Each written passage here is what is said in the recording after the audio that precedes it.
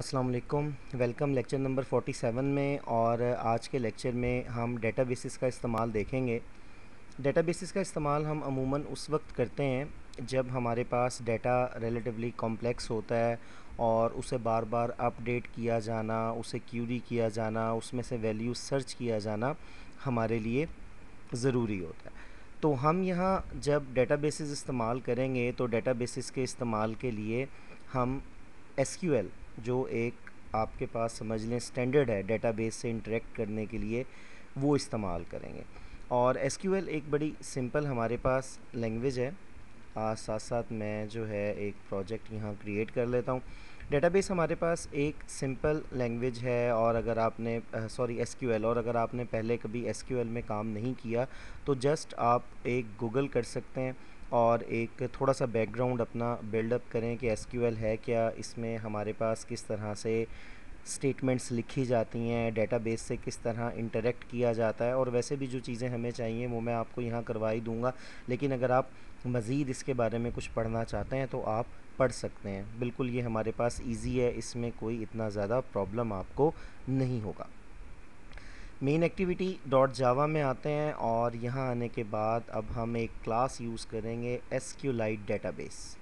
इसका एक ऑब्जेक्ट बनाते हैं, और लेट्स से मैं इस ऑब्जेक्ट का नाम रखता हूँ माई डेटाबेस, और माई डेटाबेस रख लेते हैं, या कुछ भी आप रख लेते हैं। आइटम्स डेटाबेस जो है ना, हम ये रखते हैं। लेट्स से हम आइटम से रिलेटेड कोई काम करना चाहते हैं। फिर हम यहाँ मेथड यूज़ करेंगे दिस डॉट ओपन और क्रिएट डेटाबेस। इस मेथड के नाम से ही आपको काफ़ी हद तक इसकी फंक्शनैलिटी पता लग गई होगी। बड़ा यूज़र फ्रेंडली मेथड है। इसका एडवांटेज ये होता है कि अगर जिस नाम से आप डेटाबेस बनाना चाहते हैं अगर वो मौजूद है तो वो ओपन हो जाएगी, अदरवाइज़ उसे क्रिएट कर दिया जाएगा। तो मैं यहाँ डेटाबेस का नाम भी यही रखता हूँ, आइटम्स डेटा। आप कोई भी रख सकते हैं जो आप चाहते हैं। फिर हम इसका ऑपरेटिंग मोड बताते हैं, जैसे कि हमने शेड प्रेफरेंसेस में बताया था, तो मैं मोड अंडरस्कोर प्राइवेट यहाँ यूज़ करता हूँ। और फिर अगर आप कोई स्पेशल एरर चेकिंग मेथड अपने पास से इंसर्ट करना चाहते हैं तो यहाँ उसका नाम दिया जा सकता है। मैं फ़िलहाल यहाँ नल लिख देता हूँ। हम अपने पास से कोई special error checking method enter करना नहीं चाहते। एक चीज़ और, हम अमूमन ये जो सारा कोड है डेटाबेस से रिलेटेड ये ट्राई कैच ब्लॉक में लिखेंगे, क्योंकि इसमें काफ़ी चीज़ें ऐसी हैं जिनमें हमें प्रॉब्लम आ सकता है, एरर आ सकते हैं। इस वजह से इस सारे के सारे कोड को ट्राई कैच ब्लॉक में लिखा जाएगा। मोस्ट इम्पॉर्टेंट इसमें जो प्रॉब्लम आ सकती है वो मैं आपको बताता हूँ। यहाँ अब हमने डेटाबेस बना ली। डेटाबेस बनाने के बाद एक जो सिंपल सीक्वेंस फॉलो किया जाता है, टेबल बनाया जाता है, फिर हम टेबल में डाटा इंसर्ट करते हैं और टेबल से डाटा गेट करते हैं। अब हम यहाँ टेबल बनाते हैं, items database dot execute SQL. Exec SQL ये मेथड है जिसके ज़रिए आप क्यूरीज़ लिख सकते हैं। हमारे पास एसक्यूएल केस सेंसिटिव नहीं है, आप कैपिटल में भी लिख सकते हैं, स्मॉल भी लिख सकते हैं, लेकिन आम तौर पर एक स्टैंडर्ड फॉलो किया जाता है कि एसक्यूएल के जो अपने वर्ड्स हैं वो सब कैपिटल में लिखे जाते हैं। इसके अलावा टेबल का नाम, फील्ड्स का नाम, डेटाबेस का नाम, ये चीज़ें हम स्मॉल लेटर में लिखते हैं। तो यहाँ अब हम लिखते हैं create table if not exists, ये हम लिखते हैं। यहाँ फिर हम लिखेंगे टेबल का नाम। अब मैं आइटम्स के नाम का एक टेबल बनाना चाहता हूँ, और फिर हम यहाँ पेरेंथेसिस में फील्ड्स के नाम देंगे। हम फ़र्ज़ करें यहाँ दो फील्ड्स बनाना चाहते हैं, आइटम कोड, और ये इसकी टाइप हमारे पास होगी इंटीजर, और लेट से हम इसकी लेंथ भी दे देते हैं 3। इसी तरह से दूसरी चीज़ जो हम इसमें इस्तेमाल करेंगे वो होगा आइटम नेम, और ये हम variable character, varchar, just like string, ये टाइप इस्तेमाल करते हैं। इंपॉर्टेंट बात जिसकी वजह से मैंने आपको ये ट्राई कैच ब्लॉक में रखने के लिए भी कहा वो ये है कि ये जो हमारी एसक्यूएल स्टेटमेंट्स हैं, इन अदर वर्ड्स ये जो क्यूरीज़ हम यहाँ लिखेंगे, इन्हें एंड्रॉयड स्टूडियो पार्स नहीं करता। अगर आप इन्हें गलत लिख देते हैं तो एट दी एंड आपकी ऐप क्रैश हो जाएगी, या अगर हम ट्राई कैच ब्लॉक में लिखते हैं तो एक्सेप्शन आ जाएगी। लेकिन एंड्रॉयड स्टूडियो की तरफ से इसमें कोई सिंटैक्स एरर नहीं आएगा। जैसे मैं अगर यहाँ क्रिएट के स्पेलिंग गलत लिख देता हूँ तो आप देखें यहाँ किसी किस्म का हमारे पास कोई सिंटैक्स एरर नहीं है। ऐप एग्जीक्यूट होगी और ड्यूरिंग एग्जीक्यूशन हमारे पास रन टाइम एरर आएगा। तो यहाँ क्यूरीज़ लिखते हुए हम इस चीज़ का ख्याल रखेंगे कि कोई एरर ना हो। ट्राई कैच ब्लॉक हमें इस चीज़ में हेल्प करेगा कि अगर कोई गलती है भी तो प्रॉपर हमें वो शो हो जाएगी। फिर टेबल बन गया। अब हमने इसमें डेटा इंसर्ट करना है, तो हम यहाँ लिखते हैं item database dot execute SQL और फिर इंसर्ट इनटू। ये सब क्यूरीज़ जैसे मैंने बताया, अगर आप एसक्यूएल के बारे में पहले से जानते हैं तो आपको पता होंगी, अदरवाइज़ आप एक क्विक गूगल कर सकते हैं। टेबल में डेटा इंसर्ट करने के लिए हम लिखते हैं इंसर्ट इनटू, फिर टेबल नेम होता है। जैसे टेबल नेम हमारे पास है आइटम्स, फिर हम पैरेंथेसिस में फील्ड्स का नाम लिखते हैं जिनमें हम डेटा इंटर करना चाहते हैं, आइटम कोड और कॉमा आइटम नेम। फिर हम यहाँ वर्ड यूज़ करते हैं वैल्यूज़ कि इन फील्ड्स में हम वैल्यूज़ क्या देना चाहते हैं। आइटम कोड क्योंकि इंटीजर है, यहाँ आप डायरेक्ट इसे 1 लिख सकते हैं। आइटम नेम स्ट्रिंग है, स्ट्रिंग को हम यहाँ सिंगल कोट्स में लिखेंगे क्योंकि बाहर डबल कोट्स हैं, अदरवाइज़ आपको बैकस्लैश यूज़ करनी पड़ेगी। और यहाँ लेट्स से मैं लैपटॉप लिख देता हूँ। फर्स्ट हमारा आइटम ये इंसर्ट हो गया। फिर हम दोबारा यहाँ items database dot execute SQL और यहाँ फिर दोबारा से इंसर्ट इनटू आइटम्स और यहाँ आने के बाद फिर आइटम कोड के बाद आइटम नेम और यहाँ फिर जो है वैल्यूज़ और यहाँ हम इनकी वैल्यूज़ देते हैं 2 और 2 के बाद मैं यहाँ लेट्स से दे देता हूँ स्मार्टफोन्स। कैपिटलाइजेशन ऑफ कर देते हैं, स्मार्टफोन। 2 आइटम्स हमने ऐड किए। लेट्स से एक आइटम जो है हम मज़ीद ऐड करते हैं और यहाँ दोबारा से मैं लिखता हूँ इंसर्ट इनटू आइटम्स और यहाँ आने के बाद आइटम कोड और फिर आइटम नेम, फिर यहाँ वैल्यूज़ जो आप इनमें इंसर्ट करना चाहते हैं, देन 3 और 3 के बाद हम यहाँ जो भी चीज़ इंसर्ट करना चाहते हैं। तो मैं लेट्स से यहाँ लिखता हूँ पॉकेट डिक्शनरी। कोई भी चीज़ आप यहाँ जो टेबल बनाना चाहते हैं उसके अकॉर्डिंग डेटा इंसर्ट कर सकते हैं। ये अब हमारा डेटा इंसर्ट हो गया। अब हमने इसे रिट्रीव करना है, गेट करना है। इसके लिए हम एक कर्सर क्लास इस्तेमाल करते हैं। कर्सर क्लास हमें फैसिलिटी देती है कि हम डेटाबेस में जो डेटा है उससे लूप थ्रू कर सकते हैं जब तक वो डेटा हमारे पास मौजूद है।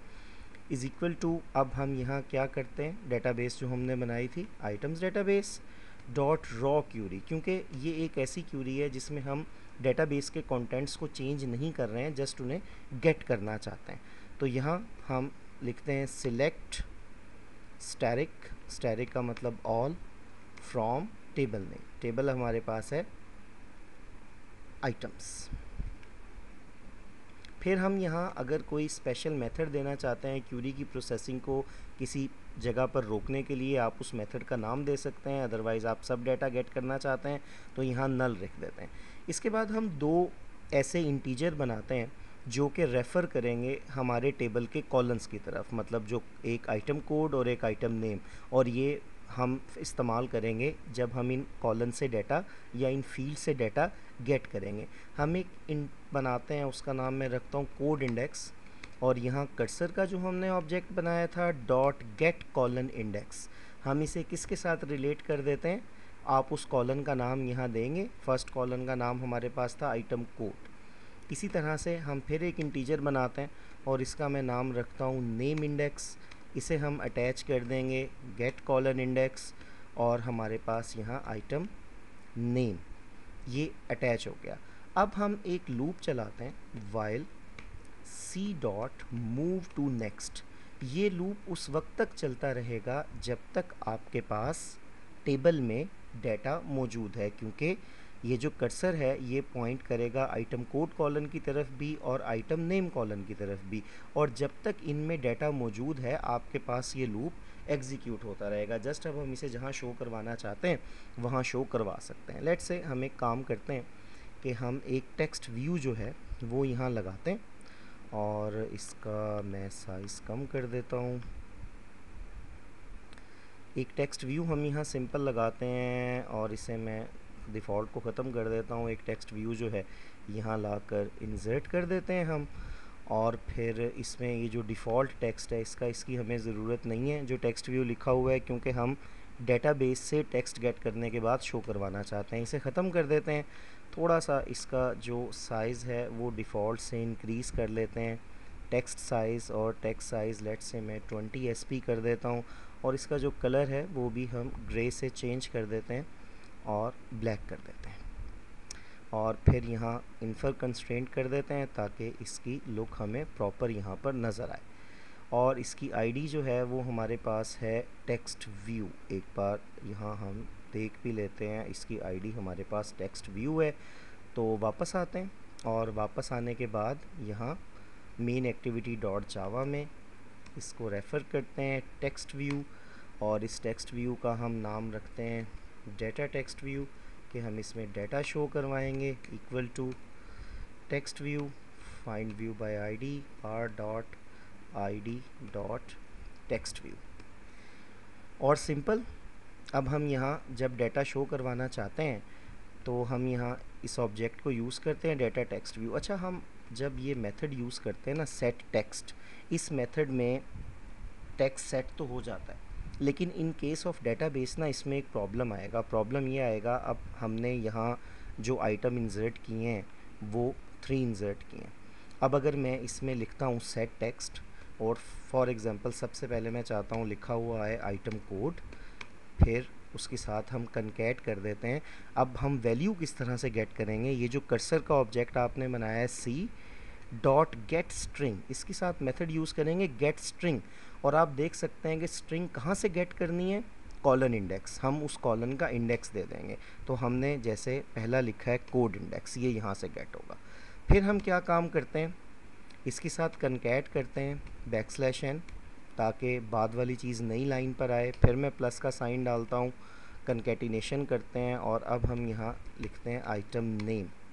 और आइटम नेम जो है वो हमारे पास क्या होगा, दोबारा सी डॉट गेट स्ट्रिंग, और यहाँ हम लिखेंगे नेम इंडेक्स, और बाद में आने वाली वैल्यूज़ नई लाइन पर आएँ इसलिए हम लिखते हैं \n। तो हम बात कर रहे थे सेट टेक्स्ट की। अब फर्स्ट टाइम जब ये लूप चलेगा और हमें वैल्यू मिलेगी 1 एंड लैपटॉप, तो यहाँ आइटम कोड के बाद 1 आ जाएगा, आइटम नेम के बाद लैपटॉप आ जाएगा। फिर लूप दोबारा चलेगा और मूव टू नेक्स्ट ट्रू होगा, और फिर अब आइटम कोड में आएगा 2 और नेम में आएगा स्मार्टफोन। और जब third and last time loop चलेगा तो आइटम कोड में आ जाएगा 3 और नेम में आ जाएगा पॉकेट डिक्शनरी। लेकिन ये सेट टेक्स्ट का मेथड ना पुरानी वैल्यूज़ को ओवरराइट करता रहेगा, ये जस्ट आपको दिखाएगा आखिरी 2। तो अगर हम चाहते हैं कि हमारे टेक्स्ट व्यू में प्रीवियस मौजूद रहें और नेक्स्ट उसके बाद ऐड होती रहें, तो हम यहाँ सेट टेक्स्ट का मेथड यूज़ नहीं करते, बल्कि हम यहाँ मेथड यूज़ करते हैं अपेंड का। अपेंड का मेथड हमें ये फैसिलिटी देता है कि आपके पास पुराना डाटा जो है वो मौजूद रहेगा और वो ओवरराइट नहीं होगा। अब इसे एग्जीक्यूट करते हैं, और अगर हमने एसक्यूएल में कोई गलत चीज़ लिखी हुई, कोई ऐसी स्टेटमेंट हुई जिसमें एरर है, तो डेफिनेटली वो हमारे पास लॉग में शो होगी, अदरवाइज़ जो रिज़ल्ट है वो हमें टेक्स्ट व्यू में शो हो जाएगा। तो इसे एक बार एग्जीक्यूट करते हैं, और एग्जीक्यूट करने के बाद इसका जो रिज़ल्ट है वो हम देखते हैं कि हमारे पास इसका रिज़ल्ट जो है वो क्या आता है। ये आप देख सकते हैं जी, इसका रिज़ल्ट हमारे पास यहाँ शो हो गया। Item code 1, item name laptop, item code 2, item name smartphone, 3 pocket dictionary, इस तरह सारा रिज़ल्ट हमारे पास यहाँ इसका आ सकता है। तो ये एक मेथड है, और इस मेथड को ही यूज़ करते हुए आप जितनी मर्ज़ी complex database, tables, relationship etcetera बनाना चाहें बना सकते हैं। हम एक डेटाबेस क्रिएट करेंगे, टेबल क्रिएट करेंगे, डाटा इंसर्ट करेंगे, और कर्सर के ज़रिए डाटा गेट किया जा सकता है। तो इस लेक्चर में यही चीज़ें थी, आप इनकी प्रैक्टिस करें। नेक्स्ट लेक्चर में हम एडवांस क्यूरीज़ को देखेंगे। See you in the next lecture.